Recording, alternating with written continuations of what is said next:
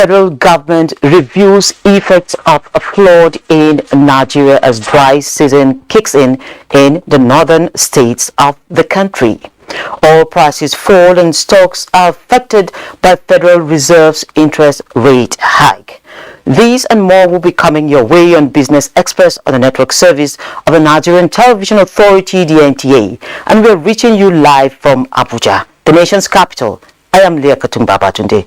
You're welcome.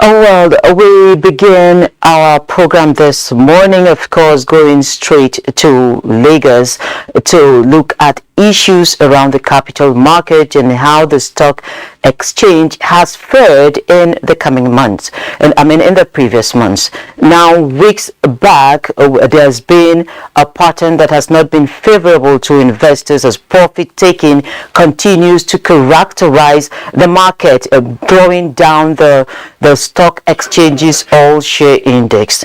Some days are up, but most of the days are down. That will be a focus this morning, and Paul joins me all the way from the commercial nerve center of the country. Mr. Paul, good morning. It's nice to have you on Business Express.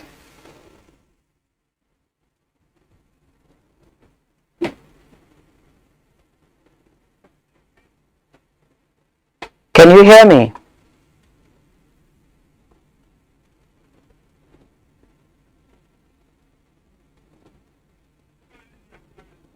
Well, it seems we're having some technical issues there, so we'll take a break and then, of course, see how we can re-establish contact with Paul.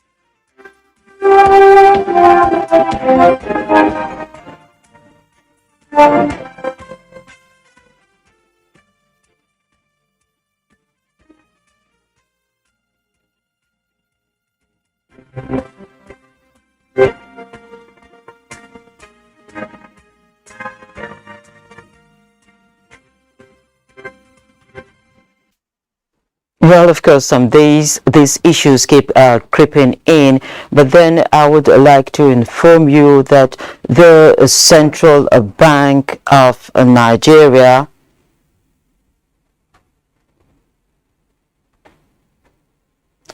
Yes, the Central Bank of Nigeria says a total of 8 billion naira consisting of over 700,000 transactions has passed through the e-Naira platform since its launch last year. Musa Abubakar reports that the CBN Governor Godwin Emefiele stated these at the flag-off of the bank's executive policy seminar in Abuja.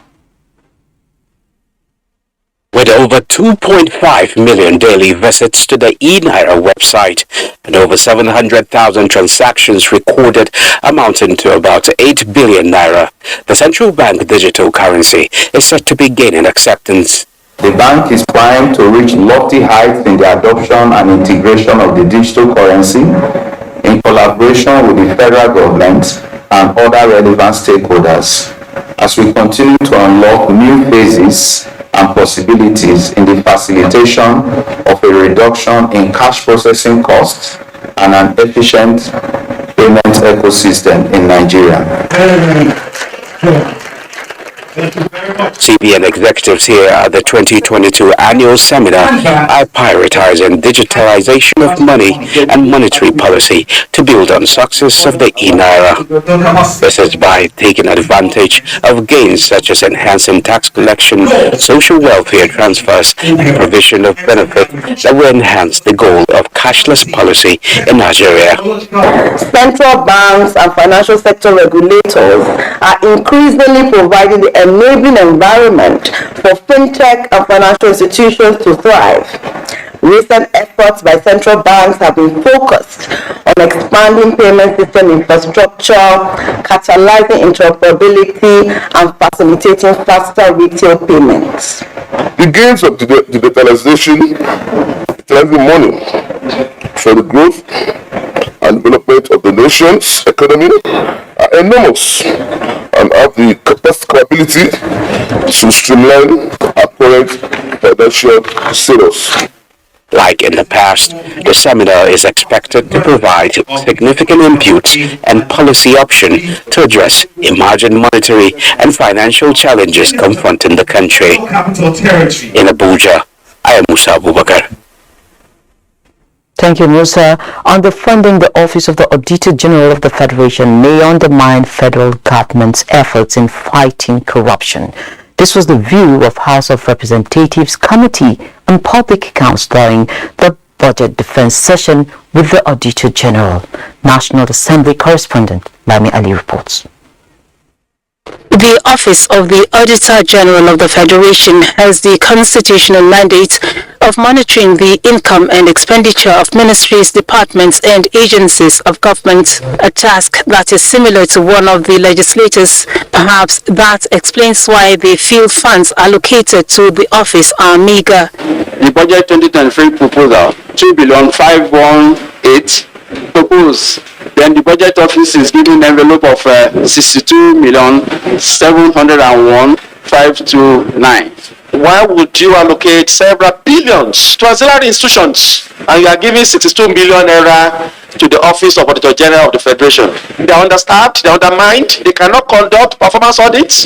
The committee has invited Minister of Finance, the Budget Office and Accountant General of the Federation for explanation. The House Committee on Healthcare Services continued its budget defense engagements with the National Health Insurance Authority. Our current primary healthcare system, the workers, the healthcare workers, have no capacity to manage the amount of funds that is going into the system. The health insurer says 2023 budget has provisions to capture more Nigerians from the informal sector under the scheme. The fund should be at least 1% of consolidated revenue fund, and that's why in our review, because we have seen the impact and since we're trying to get them better, we are recommending at least 2%, just like you make. The committee emphasized that more health centers be provided to ease accessibility of services for Nigerians in remote locations. From the National Assembly, Lami Ali. Thank you, Lami. The equities market reversed Tuesday losses to close Wednesday trading session on a bullish note.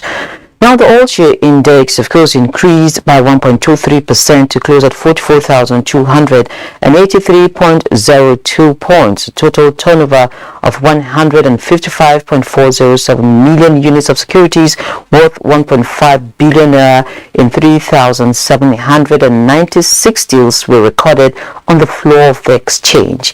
Equity capitalization climbed to 24.1 trillion naira. The financial services industry led the activity chart. And so we move back to Lagos, where Paul Uzom has been waiting to get connected with us. Can you hear me now?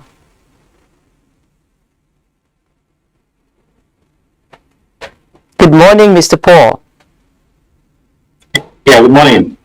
Great. And how is Lagos this morning? Yeah, it's bright, it's a sunny day. Yeah. No, fantastic. It's also sunny at this end, and of course the technology is not being friendly this time, but hopefully we get to coast safely. And I would want to start by asking you, your take on the performance of October, the market, how it performed in the month of October.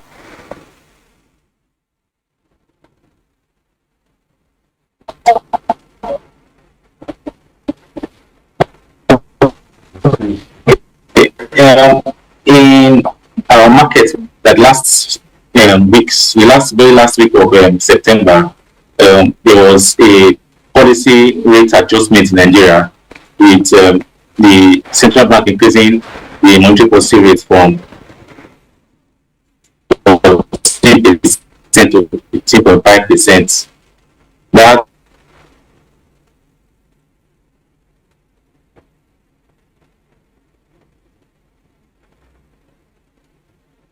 Do you have me?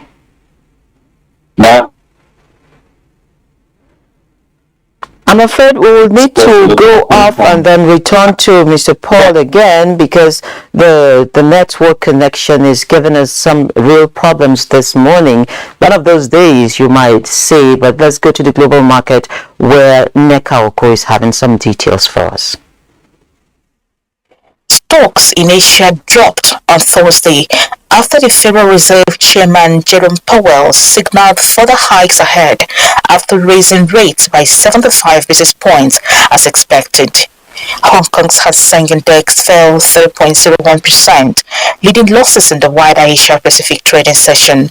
The Shanghai Composite lost 0.18%, while Japanese markets were closed for a holiday.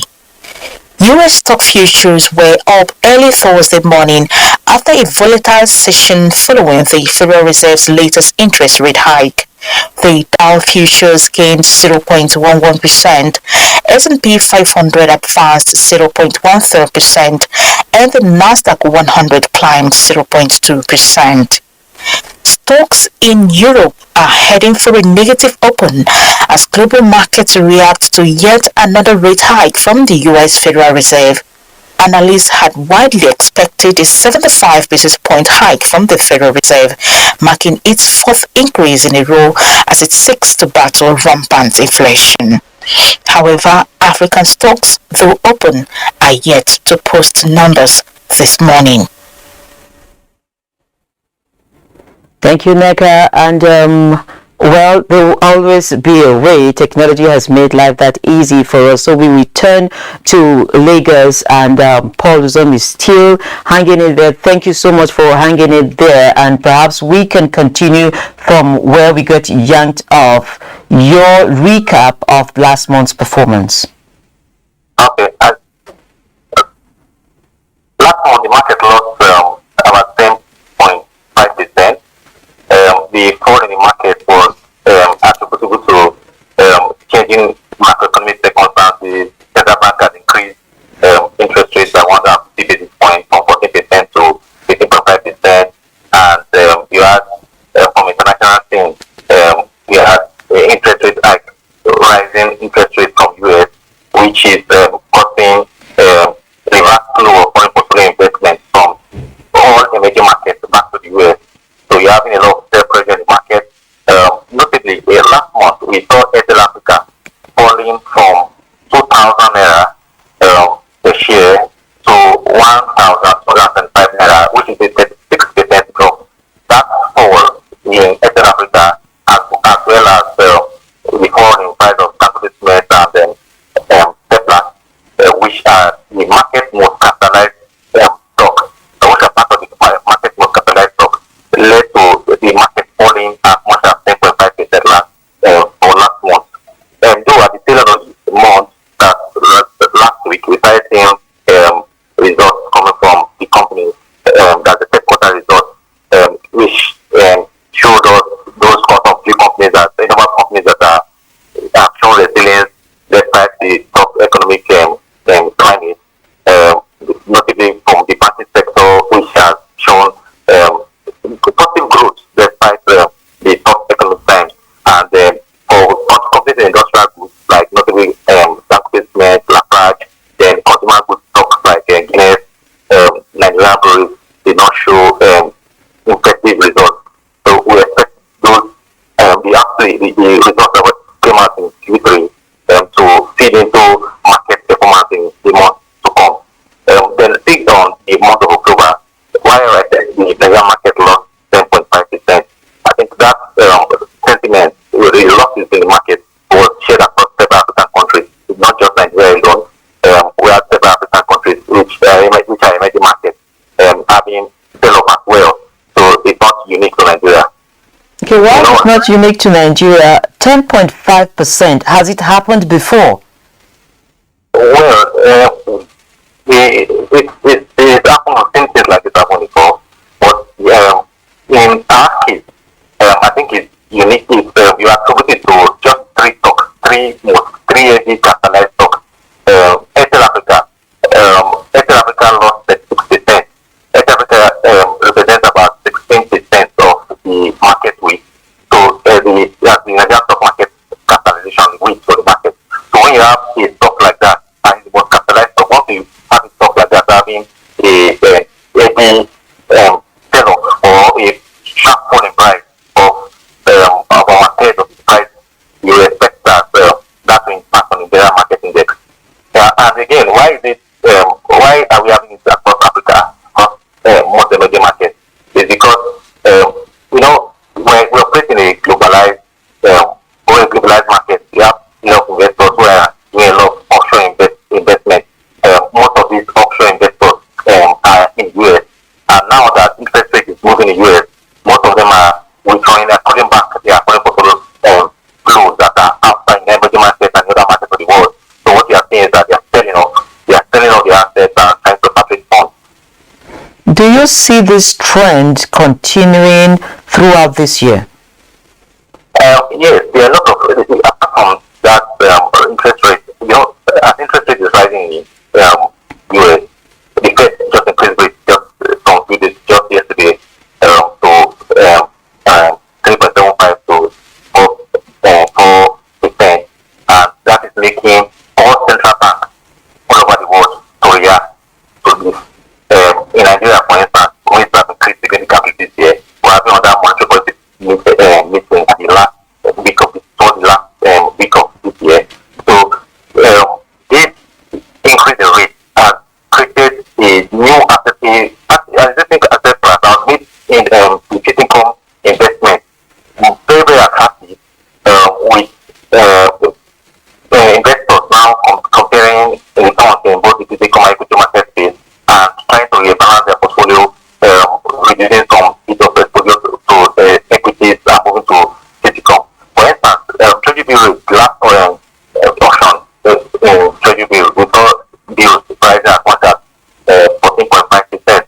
The speculation, there are likelihood that it may go higher, and in these circumstances, most investors will be comparing and saying, what equities will give you that related level of return of 14.5% of it to 50%. And in the market at the moment, it's only Zenith Bank and Guarantee Trust Bank that has dividend yield that matches that.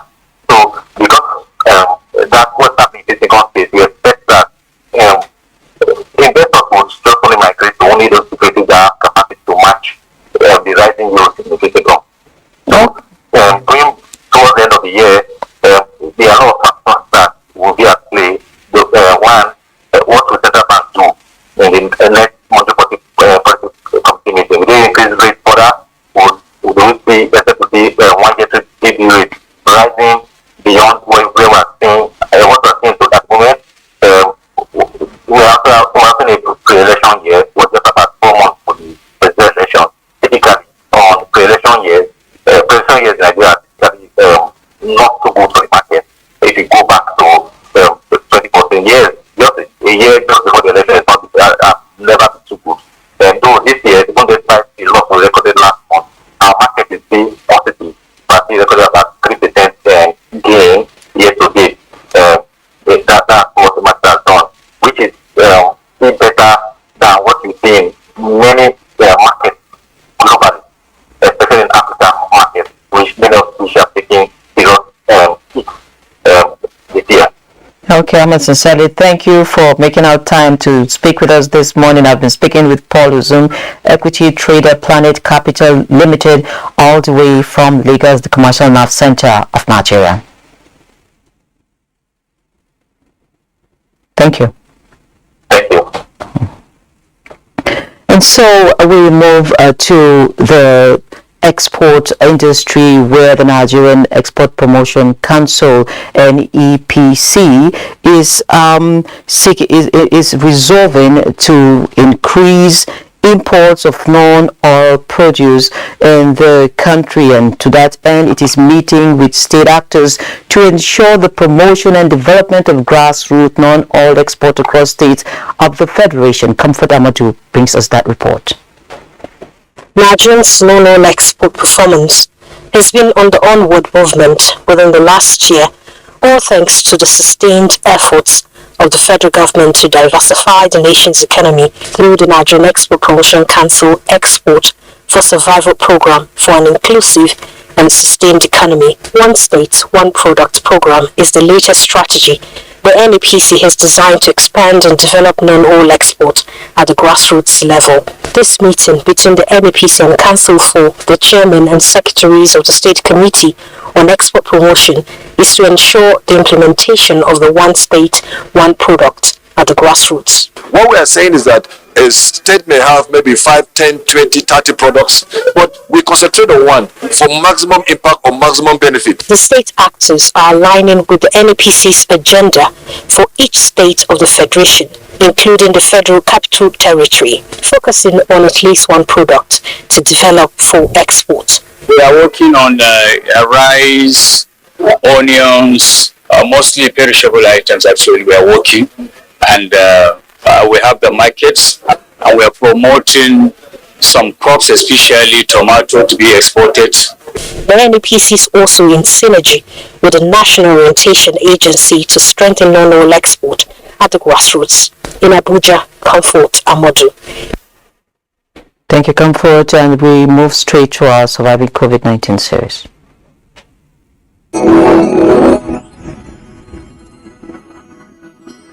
Surviving COVID-19 series is brought to you in partnership with the Central Bank of Nigeria. My name is Mohammed Oyani.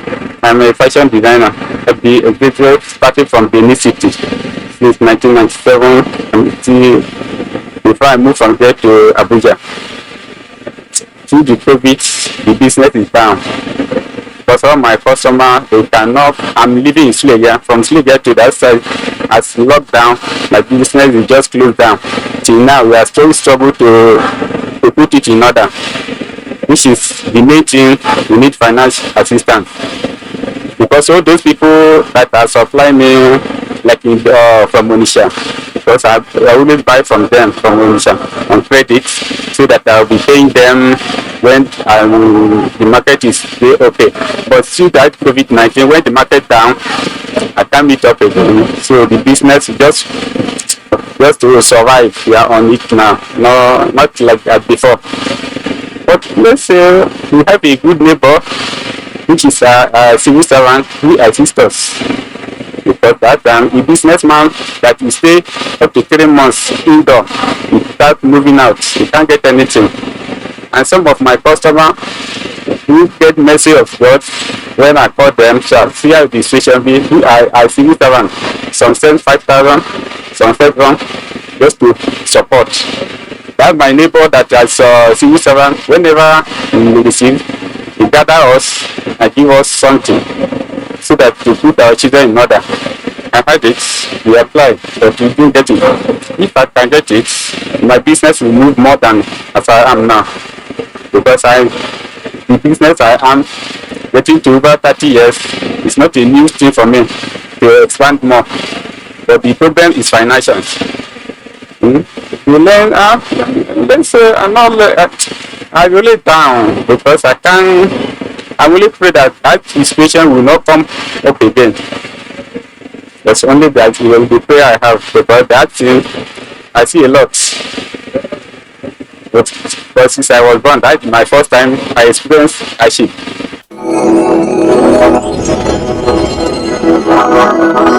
Surviving COVID-19 series is brought to you in partnership with the Central Bank of Nigeria. We move to the currency market, of course, to see how the Naira is faring against other major currencies globally.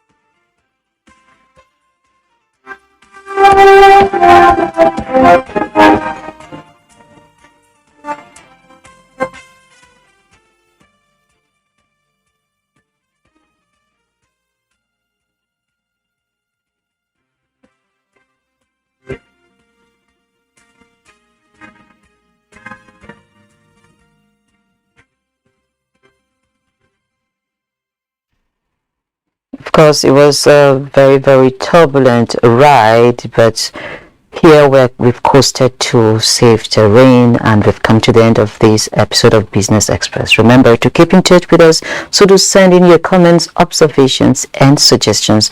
Also be informed that all previous episodes are available on YouTube on the NTA's channel. You can also communicate with us via various social media handles. Business Express returns tomorrow at 3 p.m. My name is Leah Katung Babatunde, saying have a blessed day and God bless Nigeria.